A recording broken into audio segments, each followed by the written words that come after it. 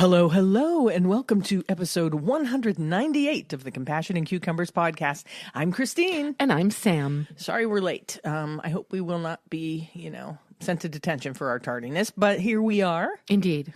And here's what's coming up in today's show. This week's Y-Files exposes a Denmark zoo that requests patrons to donate their pets. Why? Yeah. We'll find out. In our Noteworthy segment, we'll tell you about a vegan food and travel series now streaming on Peacock. And in our main topic, we take a look at 7 cooking mistakes that you could be making as a vegan. Wonder what those are. I don't know. But before we get into that, what have we been up to? Not a whole heck of a lot, to be honest.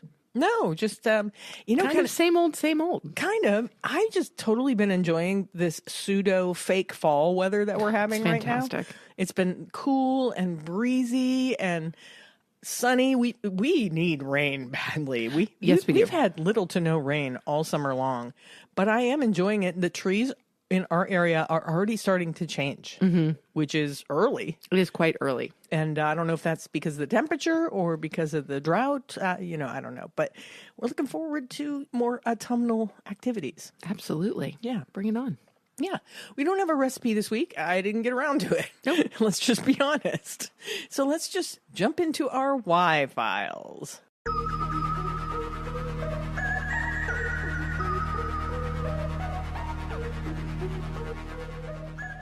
So this comes to us from NPR.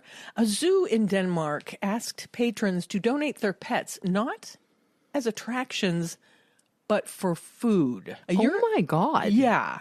A European zoo stirred up intrigue and controversy after a social media post asking for surplus pets be donated to feed captive animals went viral. In a post on Facebook, the Aalborg Zoo in Denmark asked people to donate unwanted pets that would be gently euthanized and fed to predators in captivity. Chickens, rabbits, and guinea pigs form an important part of the diet of our predators, especially the European lynx, which needs whole prey that resembles what it would naturally hunt in the wild, the zoo wrote. In zoos, we have a responsibility to imitate the natural food chain of the animals in terms of both animal welfare and professional integrity, the post continued. That way, nothing goes to waste, and we ensure natural behavior, nutrition, and well-being of our predators. The zoo also accepts horses as a part of its fodder program. The Facebook post quickly became a battleground, and that doesn't surprise me at all, between commenters who were appalled at the concept of euthanizing healthy pets for animal feed, and those who applauded the zoo for its method of maintaining a practical food supply for its animals. Much of the umbrage directed towards the zoo seemed to stem from the use of the word pets to refer to the animals, which called to mind the image of well-loved lapdogs being sent alive into a literal lion's den. "This is a joke, right?" one enraged commenter wrote. "No one would bring his healthy pet to a zoo so they can kill it and feed it to their animals." In Denmark, this practice is common. The Aalborg Zoo says dogs and cats are excluded from the program. Donatable animals are limited to chickens, rabbits, guinea pigs, and horses. It says, adding that this is a practice it has maintained with patrons for years. When keeping carnivores, it's necessary to provide them with meat, preferably fur, bones, etc., to give them as natural a diet as possible, Zoo Deputy Director Pia Nielsen said in a statement to NPR. Therefore, it makes sense to allow animals that need to be euthanized for various reasons to be of use in this way. In Denmark, this practice is common, and many of our guests and partners appreciate the opportunity to contribute, Nielsen said. What do the experts say? Well, experts say that it is important for captive animals to be fed whole animal parts, including fur, bones, and organs, to maintain the sort of eating habits that they would exhibit in the wild. Captive carnivores in the United States often have their diets supplemented with commercially available meat products like chunk or mincemeat. The problem with just feeding lions meat is that the offal, liver, heart, etc., is much richer in various nutrients than muscle meat. Wild lions only start eating the muscle tissue after they've finished the offal. Craig Packer, founder of the director of Lion Center at the University of Minnesota, told NPR in an email. So feeding lions anything besides horse and cow meat would probably be a welcome change. The Association of Zoos and Aquariums is an accreditation body for conservation programs in the United States. It says that its member zoos do not employ or endorse the solicitation of pets for food. But the Nutrition Advisory Group to the AZA highlights the importance of predatory animals still having access to large and whole animal remains as part of a balanced diet. Feeding vertebrate animal carcasses to captive carnivores has been a management tool used by zoos in the United States for many years, the advisory group said in a statement. It encompasses a wide variety of prey types or form of presentation, from whole body to portion controlled, and has the beneficial effects of stimulating activity and improving normal feeding behavior, it said. The difference in American and European zoo practices has been highlighted before, particularly in the case of Denmark. In 2015, the country's Odense Zoo made international headlines for its decision to kill and publicly dissect a 9-month-old female lion in front of school children as a means to control the facility's lion population, a practice the zoo has been carrying on for decades. A year before, in the capital city of Copenhagen, animal rights activists were horrified to learn that a healthy 2-year-old giraffe known as Marius had been euthanized and his remains fed to the zoo's lions. The Copenhagen Zoo said putting Marius down had been necessary to avoid inbreeding among its giraffe population. Holy Denmark, what are you doing? Well, I don't know. I'm not going to be as quick to judge because, of course, as you started this article, I was kind of horrified. On the at the outset. I was kind of horrified. But hearing about the stipulations and the reasons for it, that, of course, it's not all pets, that there is a limited number of types of animals that are accepted for this purpose. That's kind of speciesist. Well, why not dogs and cats if they're going to accept other animals? Well, because very likely dogs and cats don't meet the nutritional needs of the carnivores that they have in captivity. Yeah, or maybe. They believe that people will have too much of a emotional connection to the idea of cats or dogs being fed to lions and lynxes. Yeah, just like people have that emotional attachment, but don't have that emotional attachment when they buy, cow meat or pig meat in the grocery store. Exactly. Yeah. And so I agree that is in a way speciesist, certainly. And of course, I don't agree with the essentially incarceration of wild animals. Yeah. So I think it would just be better to have them stay in their natural habitat as much as is humanly possible. Yeah. But, if they are going to be in captivity, then of course their nutritional needs need to be met. Yeah, I mean, and if I don't argue that. And if the offal of an animal, so again, the heart, lungs, liver, kidneys, etc., is where those animals get the majority of their nutrition, then of course that needs to be met. Yeah. And so I do understand that. And the idea that, okay, well, let's say we had a pet bunny. Okay. Yeah. And the pet bunny was not doing so well and was, not going to be with us for much longer. I don't love the idea, but the idea that, I don't love the idea of euthanizing a pet to begin with. Like, sure. That's not a fun idea for me. It's of course we do it when it's necessary, but it happens. It does. And so, I can see the concept of, the body of that animal then being of use. I suppose. Yeah. You have a point. I see what point you're getting at. You see what I feel like I'm not expressing myself very well on this. I totally get your point. I just can't imagine taking your companion animal. And if that companion animal is ill, why would they want it anyway? Well, because there's a very good chance that, an illness, like, so for example, if a guinea pig has a heart problem, that's not something that's going to be passed on, I suppose, to a lion. Yeah. So, I can see the full use of it, that Yeah. that this animal's remains becomes sustenance Yeah. for another animal. So yeah, I'm not totally against this. Interesting. I'm really not. I think the encouragement of people to donate unwanted pets, like that language bothers me a little bit. A lot of it is just in the language. Yes.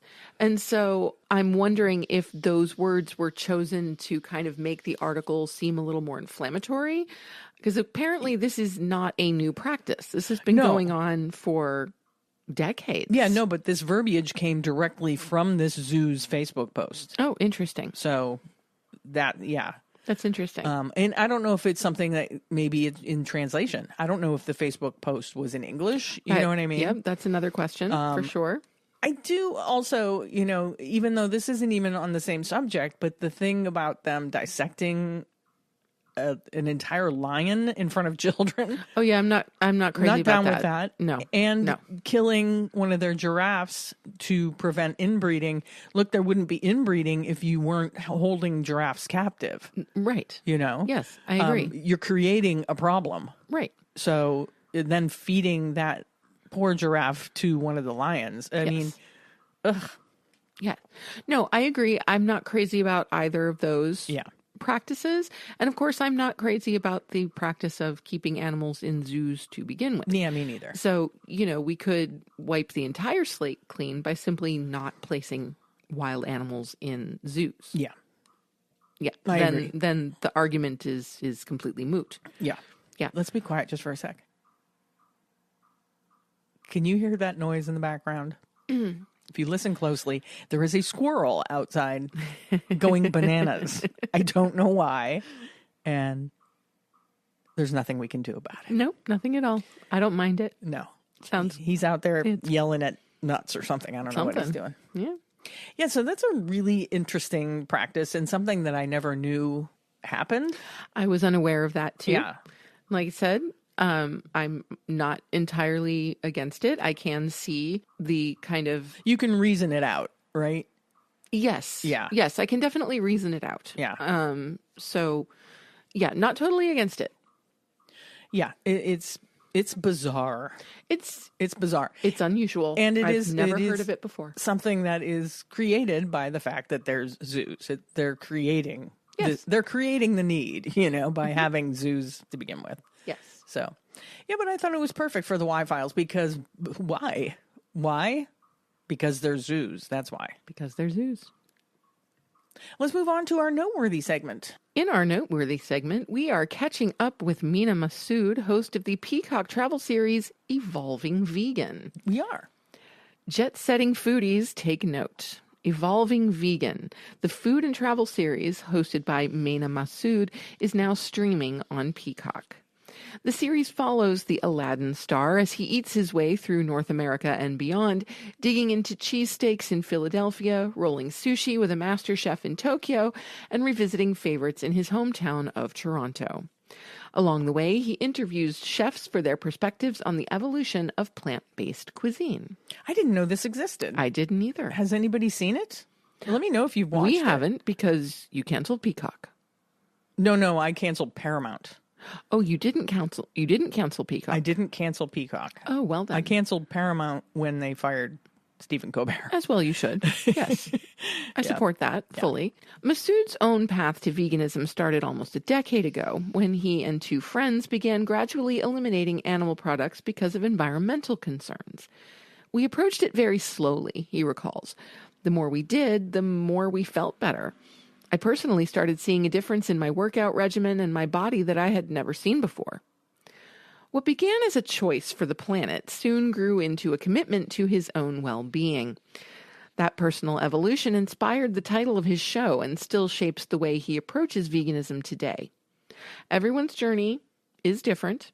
I encourage people to be non-judgmental and try to be more empathetic, Massoud says. So then further down in the article, there is an interview with Massoud, and I think we'll just read it for you, and I'll link to this article if you want to take a look at it for yourself. The first question they ask him is, how has your perspective on plant-based food evolved since you first started working on the show? When vegan food had a boom in the markets back in 2019, what became really popular was the mock meats. Now I think we're seeing people prioritize health and whole foods over vegan, highly processed foods. My view has also changed since I started the show and since I went vegan back in 2015 to focusing on healthy alternatives. You can have a mock meat burger once a week and probably be fine.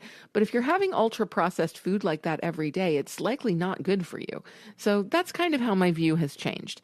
I've gravitated more toward whole foods and healthy plant-based foods instead of just imitations. Have you seen that shift reflected in the restaurants you visited for the show?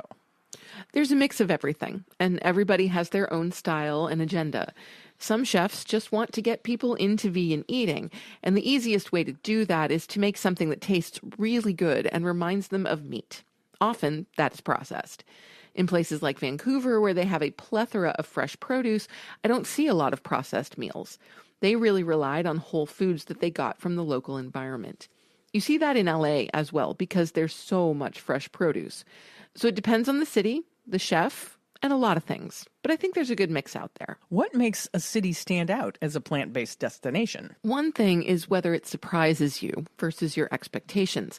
For example, Philadelphia shocked me. The restaurant Pietra Mala is one of the best vegan restaurants in the world that I've ever tried. That chef really has a unique point of view. Everything he makes is from the vision of fermentation and fire, and that makes for some incredible food. Another factor is the availability of fresh produce and unique vegetables and fruits. In Miami, I'd tried fruit I'd never seen before. And Vancouver and California, like I was saying, have a plethora of fresh produce, which makes for an incredible plant-based city as well. Portland is another standout. The chefs there are kind of avant-garde. They're not afraid to experiment. You've filmed in many cities. Any favorite moments from the Los Angeles shoot? LA is special because I lived there for 5 years and had personal relationships with some of the restaurants we visited, like Hope Vegan. One of my best friends, Collins Ezek, introduced me to the chef owner, Maud. So for the show, we did this cool segment where all three of us went boxing and then went to Maud's restaurant. We got to hang out basically all day. Also, my film crew was all from Toronto, and getting to take them to some of my favorite spots in LA was really nice. I took them hiking in Runyon Canyon. What is your top advice for traveling as a vegan? Do your research beforehand and hit up the locals. All you need is 1 or 2 good vegan spots before you arrive, and then ask people there where they go. You'll find some hidden gems that way. When we went to Osaka, we found a tiny vegan spot with 6 seats and asked everyone there where else they like to eat and ended up with incredible recommendations. I want to go to that tiny little place with 6 seats. Yeah, me too. I'll bet you anything there was like ramen or something going on there. Oh, there had to be something fantastic. Right? Mm-hmm. What do you hope people will take away from Evolving Vegan? There hasn't been a show like this before. It's hard to convince a network to do a vegan show. People still think vegan is niche, but more people than ever are incorporating plant-based meals into their diets. The more people that do that, the bigger impact we can make. Also, I've always been a foodie, even before going plant-based, and I wanted to make a show that foodies could enjoy. I think we've done that. It's a show that everybody can enjoy, not just vegans. It's obvious that Mena Massoud has gone vegan. Well, he said it at first for the environment, and now he's focusing on his health. Yes. We don't really care why people go vegan. Nope. As long as they do. We're ethical vegans, but if that's not your jam, that's not your jam. We just want people to go vegan. So please check out Evolving Vegan on Peacock. And if you've already seen it, please reach out to us. I want to hear about it because I didn't even know this existed. Me either. So we're going to have to check it out ourselves. Yeah. Mm-hmm. It's time for our main topic.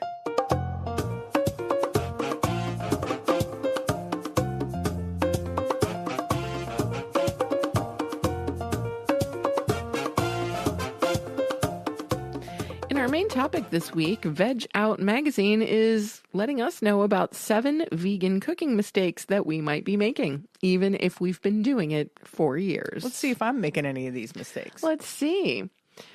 Have you ever whipped up a vibrant vegan dinner only to wonder why it feels meh? Occasionally, yes. I've been there. Back when I was still juggling spreadsheets for a living, I'd rush home, toss chickpeas into a pot, and call it cuisine.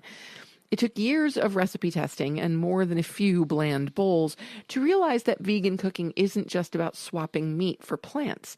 It's about mastering flavor, texture, and technique on its own terms. Below our 7 missteps, I still catch myself and my seasoned plant-based friends making from time to time. Let's see if any ring a bell. Number 1, ignoring umami-rich ingredients. Remember the first time you tried to veganize a family chili recipe and it tasted suspiciously like tomato-flavored water? I certainly do.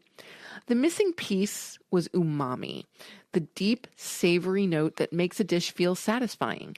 Think dried mushrooms, tomato paste, soy sauce, miso, seaweed, and even modest dashes of cocoa powder. Cooking pros harp on this point for a reason. As America's Test Kitchen editor Bridget Lancaster says, use ingredients that offer a pop of umami to make plant-based dishes meaty in flavor, even when there's no meat in sight.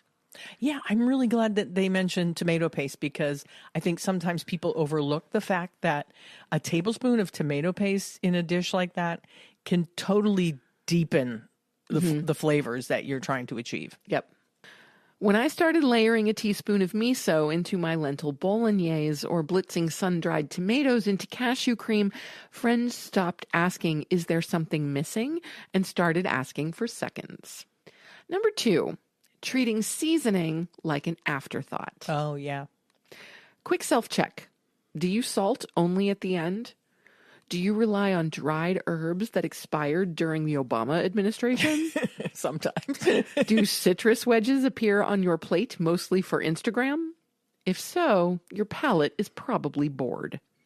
Season early, so salt penetrates, and often to adjust. And finish with brighteners, vinegar splashes, lemon zest, even pomegranate molasses. During last Saturday's trail run, I packed leftover quinoa salad tossed in a tangy sumac lemon dressing. The burst of acidity kept me powering uphill long after my running buddy's plain version turned into culinary cardboard. Number 3, forgetting to diversify protein sources. Oh, yeah, this is a big one. I'm looking at you, tofu everyday folks. I would be a tofu every day, but I do try to mix it up with beans and other things. Yes, you do. Yeah. Yes, soy is a superstar, but your muscles and microbiome crave variety. Registered dietitian Ginny Messina reminds us every plant protein contains all 9 of the essential amino acids, but some, especially legumes, pack more lysine, the amino many vegans skimp on. Try a weekly rotation. Tempeh one night, black-eyed pea patties the next, hemp seed parmesan over pasta on Wednesday.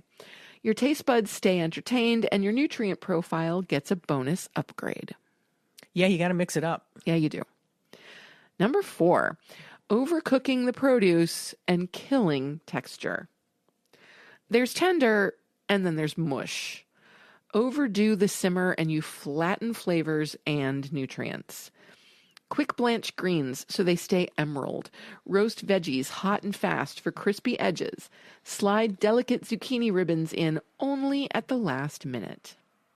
One of my garden's greatest hits is flash-seared sugar snap peas finished with sesame oil.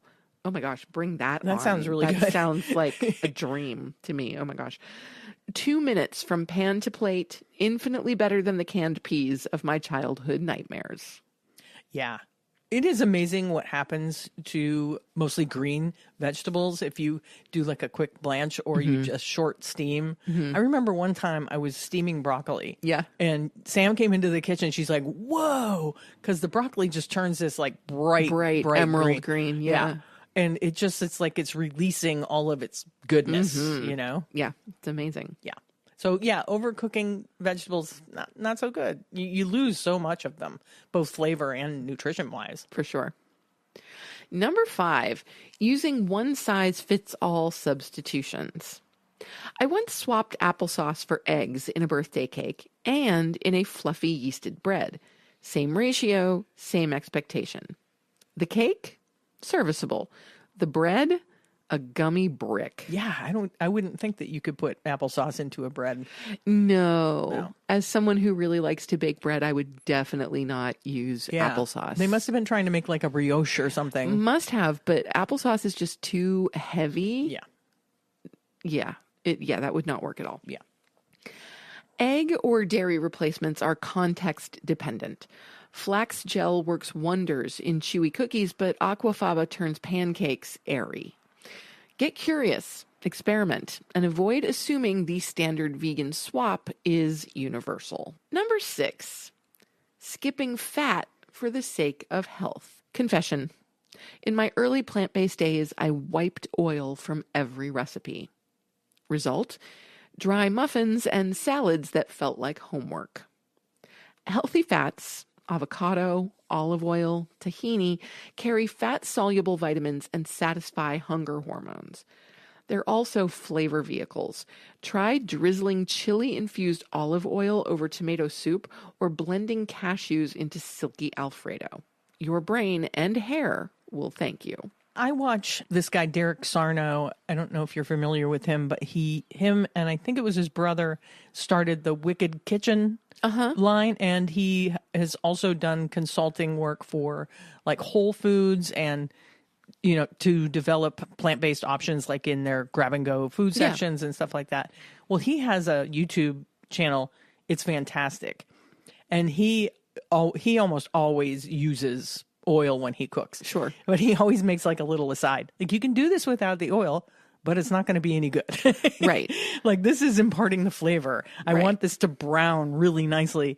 And you can do it in the oven and it will be serviceable, but you're not going to get that, you know, depth of flavor. And, you know. And even more important, there are nutrients that require fat in order for our body to absorb them. Yeah. So to get rid of fat, completely is not a good idea. I don't know how people that do that no fat. I mean, I know you can do it. Look, I know you can. I know that you can sear things in broth or even water and have them turn out, you know, fine.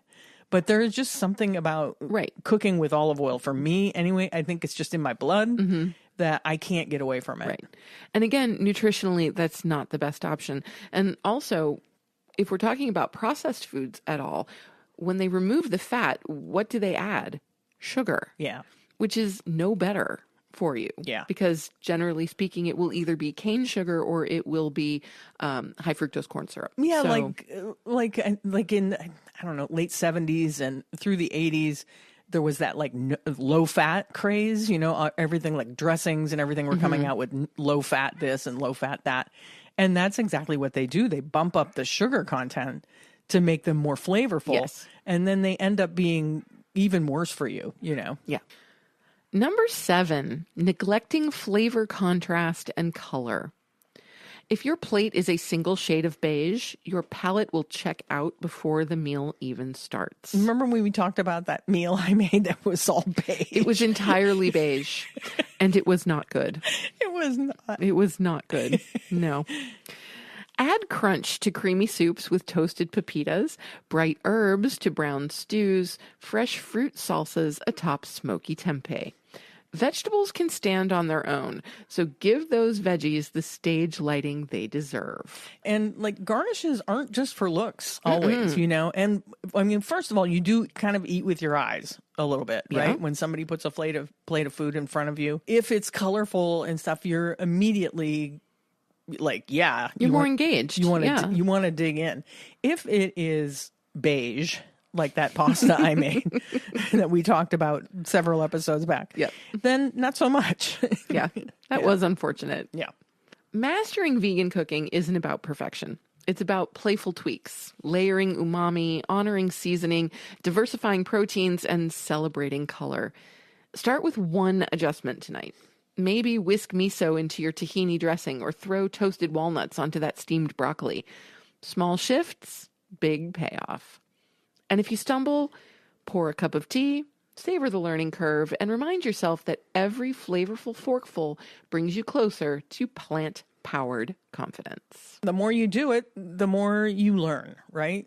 So even if you don't enjoy cooking, I think you will start to enjoy it more the more you do it, because you learn like different techniques and different ways to flavor things. And when we went vegan, and I know I've said this a million times, the world of food kind of opened up a little bit for us. Oh, absolutely. And I was far less likely to repeat meals throughout the week. Now, even if I do repeat a meal, I always tweak it in some sort of way, either flavor wise or presentation wise or something like that. Yeah. So I know since we've gone vegan, my love of cooking has gone up exponentially. That's awesome. Yep.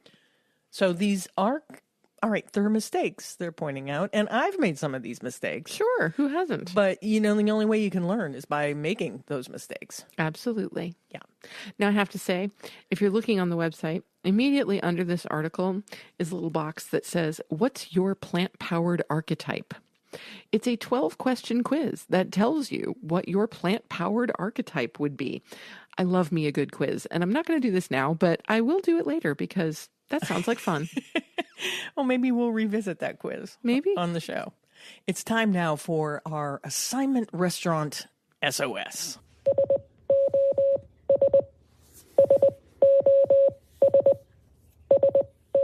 This week, we're looking at the kitchen at Farm Sanctuary. Yay! Located at 3136 Akins Road, Watkins Glen, New York, the kitchen at Farm Sanctuary is now open through October, Thursday through Sunday, 11 a.m. to 3 p.m. Visitors to Farm Sanctuary can enjoy plant-based meals before or after touring their scenic grounds, meeting the rescued animal residents, and staying in their charming tiny houses or cabins. You don't need to be a sanctuary guest to enjoy a meal. The Kitchen Cafe is open to all. No reservation needed. Just stop by for a delicious plant-based lunch and take in the beauty of the sanctuary. And on their website, on the Farm Sanctuary website, there's not a menu. There is a link to a page for the kitchen at the Farm Sanctuary, but there is no link to a menu.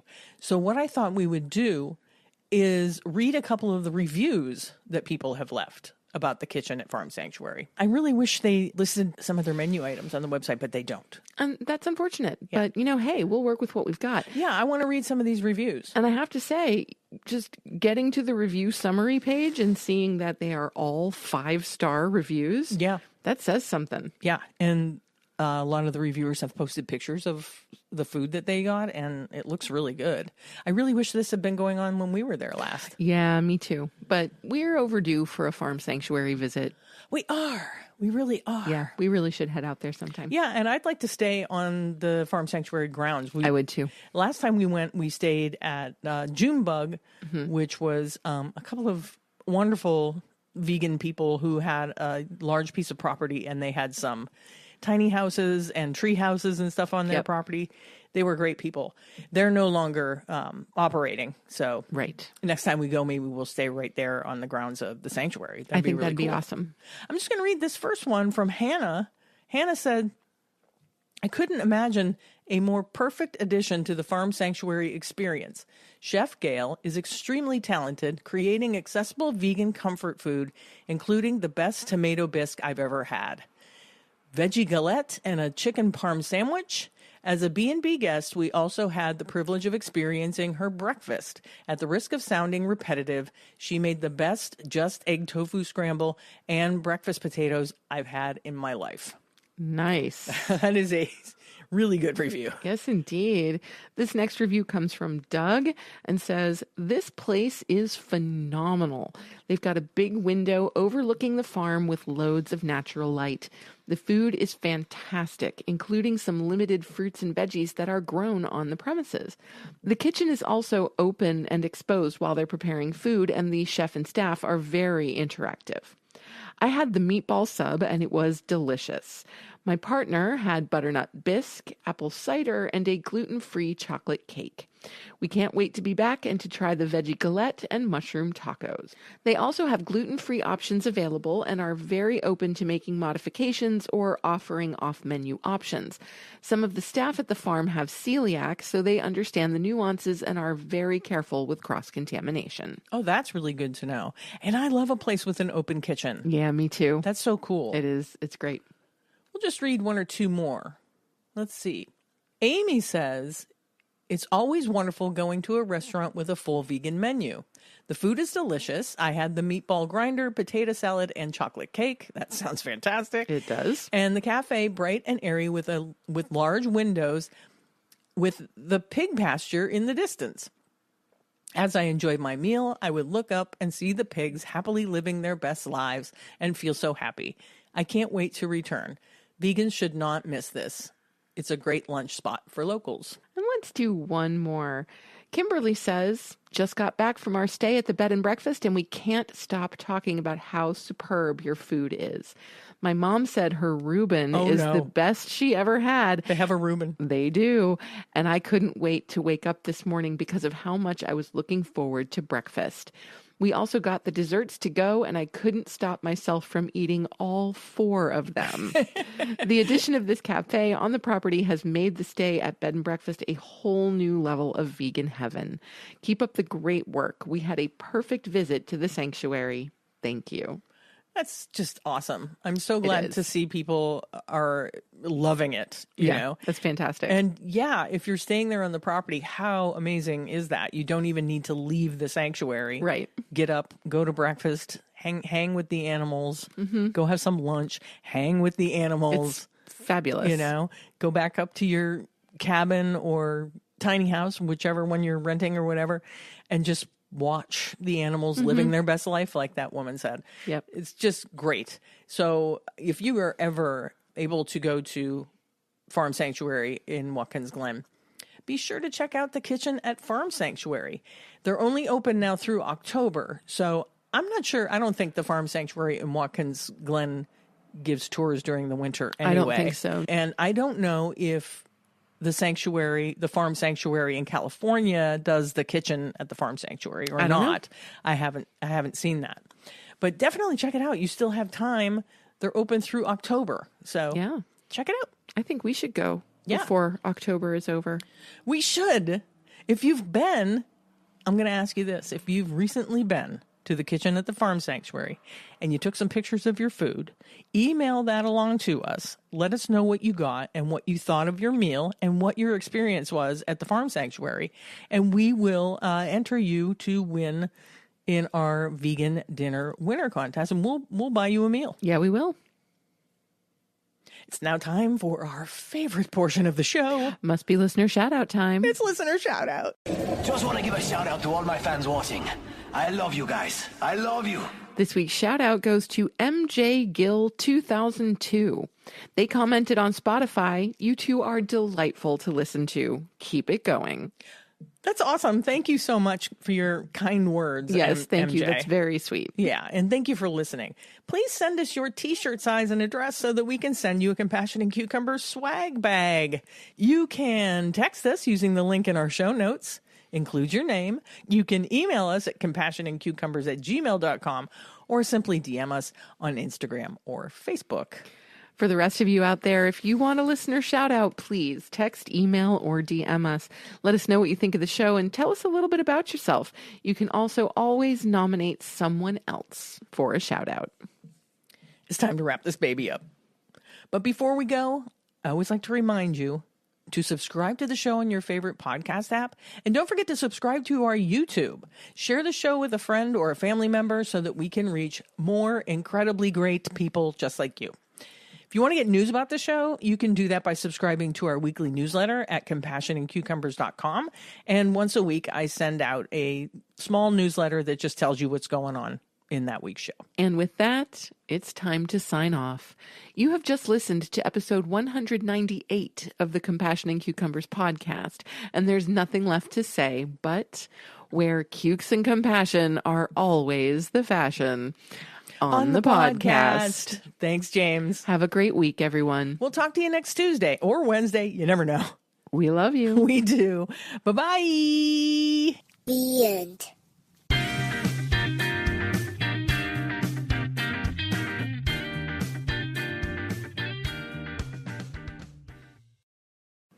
If you'd like to support the Compassion and Cucumbers podcast, well, you can do that by hopping on over to our Patreon page and becoming a patron. We have all the recipes from our vegan kitchen series up there, and we'll be adding some patron-only episodes in the near future. So thank you for supporting us at whatever level that you choose, and thank you again for listening to Compassion and Cucumbers podcast.